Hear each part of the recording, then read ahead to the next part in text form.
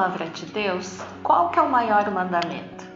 Amarás o Senhor teu Deus de todo o teu coração e de toda a tua alma e de todo o teu pensamento. O segundo é: amarás o teu próximo como a ti mesmo. Não há outro mandamento maior do que estes. Isto está em Mateus 22, de 37 a 39.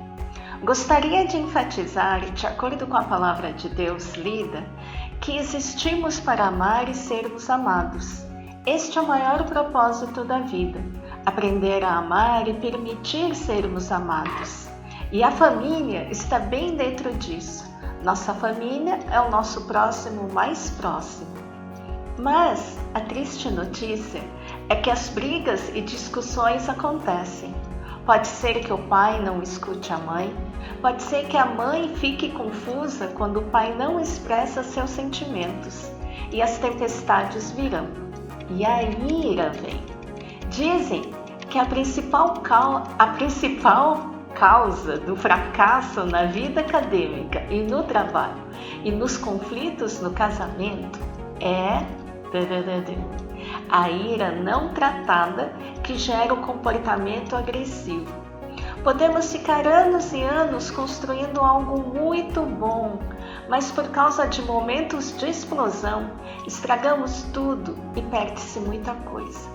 Momentos que não ocupam nem 10% do nosso tempo, mas perde-se todo o restante de momentos agradáveis que passamos.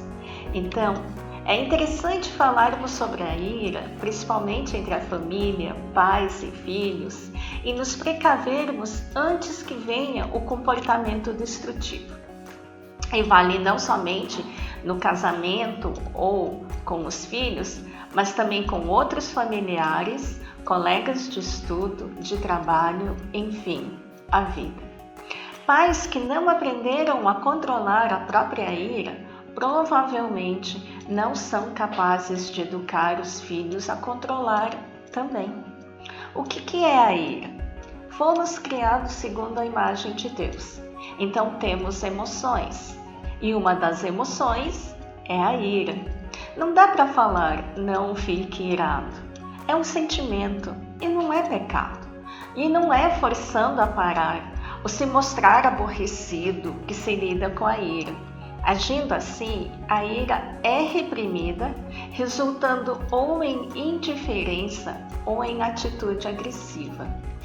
A ira é o que vemos na superfície, mas com paciência, escutando bem e indo mais ao fundo, descobrimos que a ira geralmente acontece quando temos dor, o tanque emocional está vazio, ou indignação em resposta a pessoas ou situações. Mas este ainda não é um problema.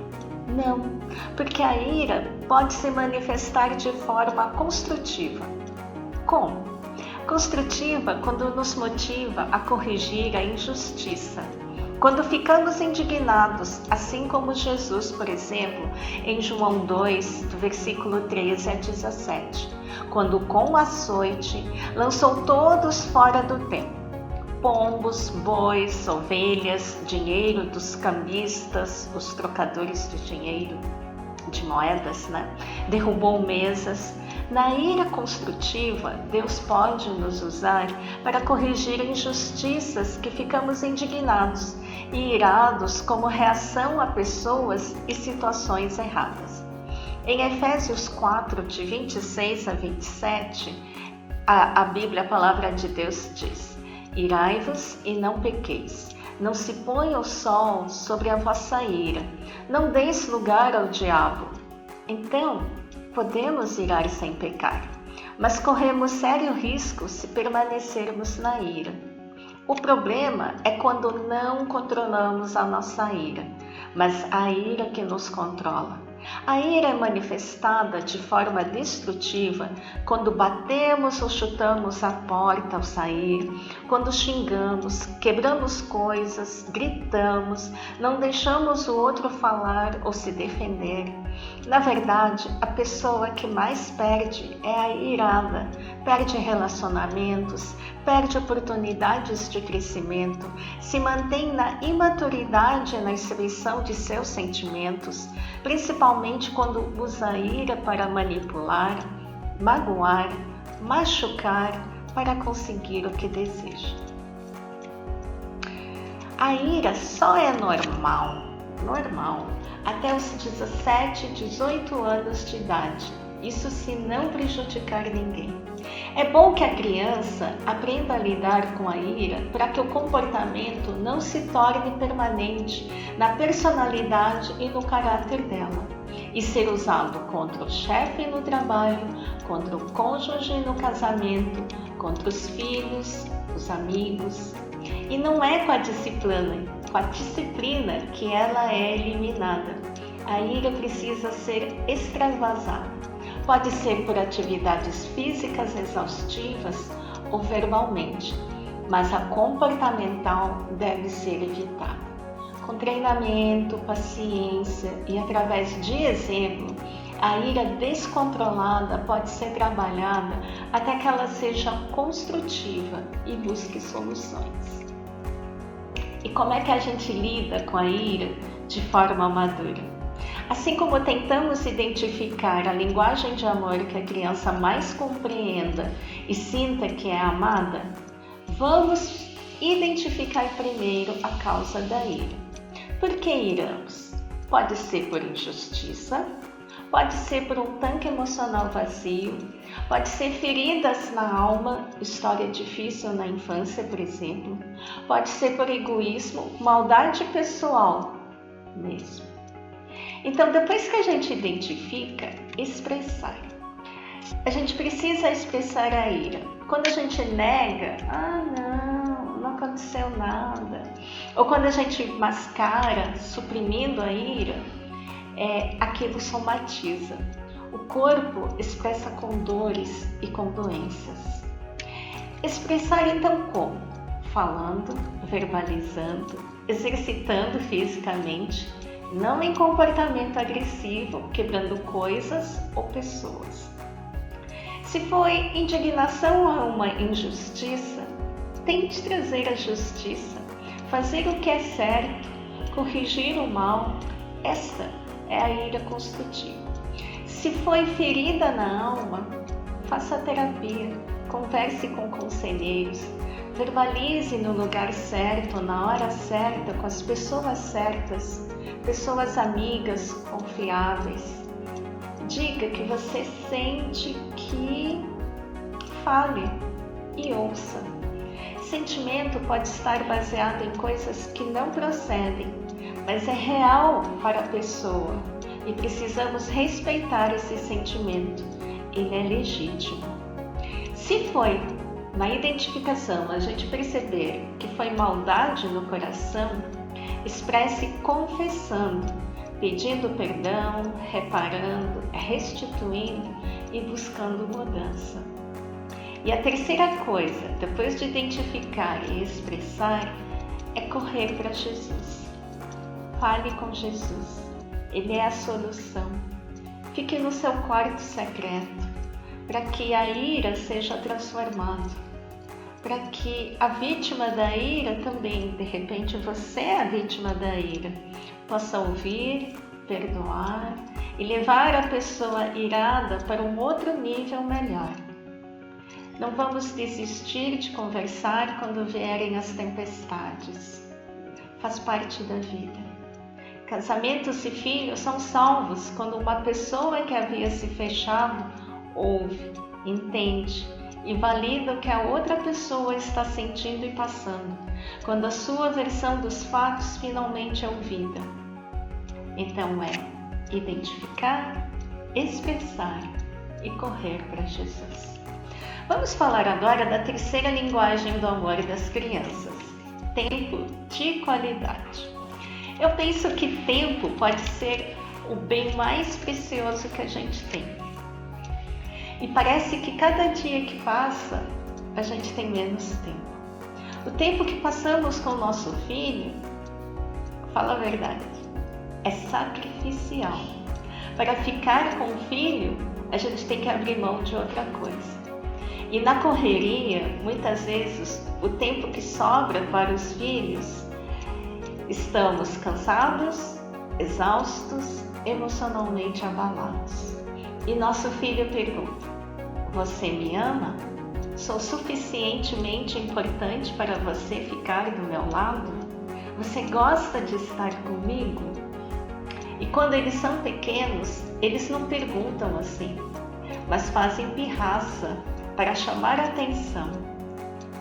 Quando seu filho tem a principal linguagem de amor, o tempo de qualidade, e quer uma atenção concentrada e exclusiva do pai, da mãe, a criança a criança ela só se sente verdadeiramente amada quando tem o pai e a mãe somente para si.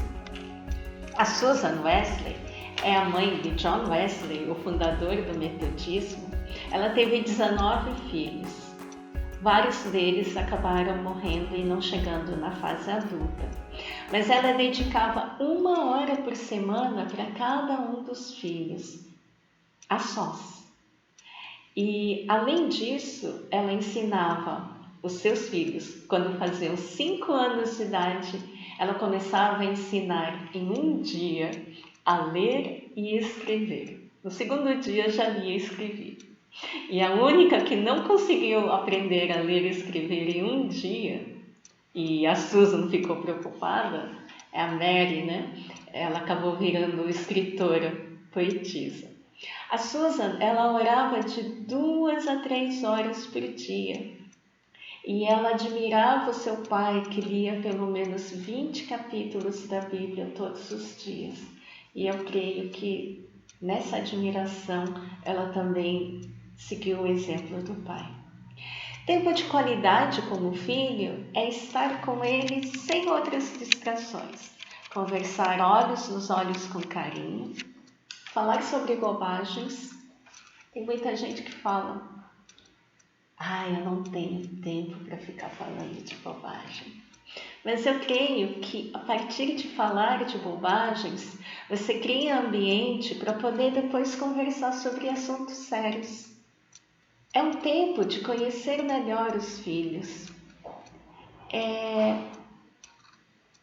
Uma coisa que eu tentei fazer de conversar com os filhos é antes deles irem para a cama à noite, antes deles irem dormir, já estavam na cama. Dizem, é que eu li isso, né? E eu acreditei, que à noite são criadas as sinapses, os neurônios para a memória. As boas ou as más lembranças, os sonhos bons ou os pesadelos dependem muito dos últimos momentos antes de dormir. A leitura de boas histórias sobre os personagens pode manter a comunicação aberta para analogias, comparações de tristeza, raiva ou outros sentimentos importantes que passam na alma dos pequenos. Às vezes o personagem está triste e aí a gente pergunta para o nosso filho: você também está triste, assim como o Pedro, o Pedrinho, o João na história? Para ter tempo de qualidade com seus filhos é necessário um planejamento. Eu falo que eu faço um planejamento estratégico de guerra na minha agenda e na agenda de todos, e somos só 4, para a gente poder estar junto. Se a gente agenda a hora para outras pessoas, por que não para os nossos filhos? O horário das refeições, isso também considero importante. Pode ser experiência de maior união da família. Passear, viajar juntos, tomar café ou chá uma vez por semana pode resultar em tempo e conversa de qualidade. Passear de carro, fazer compras juntos, são algumas sugestões que eu lembro que eu fiz com os meus filhos. Se a principal linguagem de amor do seu filho, da sua filha, for tempo de qualidade, sem uma dose de atenção concentrada, eles terão uma sensação de que seus pais não o amam de verdade.